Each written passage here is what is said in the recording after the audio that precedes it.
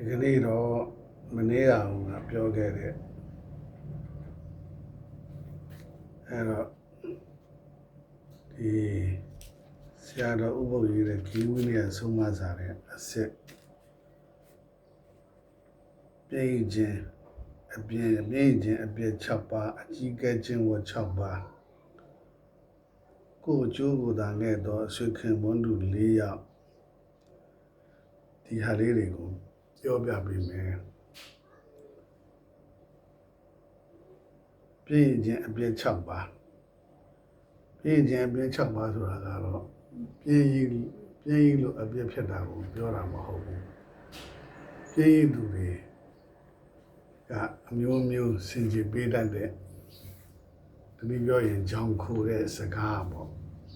ကြောင်ခိုတဲ့စကားစင်ကြယ်ပေးတဲ့စကားစင်ကြယ်ပေးတဲ့အရာ6မျိုးလို့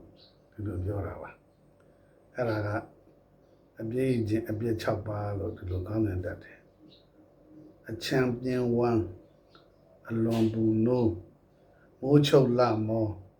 စောလွန်လရောင်ဆာလောင်ပြင်းပြ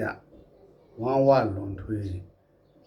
နေကပညာမပွားရသည်6ချာကျင်းသူအပြစ်ဒီ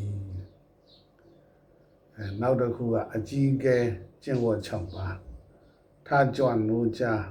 တနာတိခံဝေဖန်ထောက်ရှုဤ6ခုကြီးသူကျင့်ရာတရားဒီကိုအကျိုးကိုသာငဲ့သောအဆွေခင်ဘွန်းသူ4ယောက်လက်ချီလာ၍ဥစ္စာဆောင်တဲ့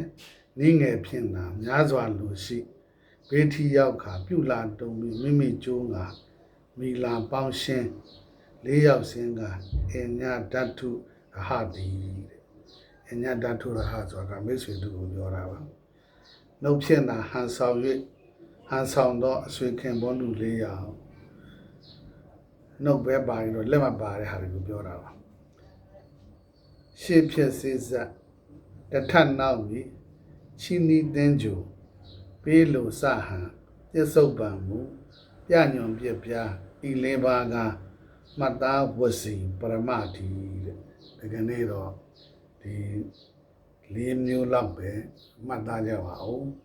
နောက်ရကြမှာပဲတခါဆက်ပြီးတော့မှဖော်ပြပေးပါမယ်ဒီလူတွေကိုဆုံးကြည့်ပြီးတော့မှနားထောင်ပေးကြတဲ့အတွက်ကျမ်းမာချမ်းသာကြပါစေ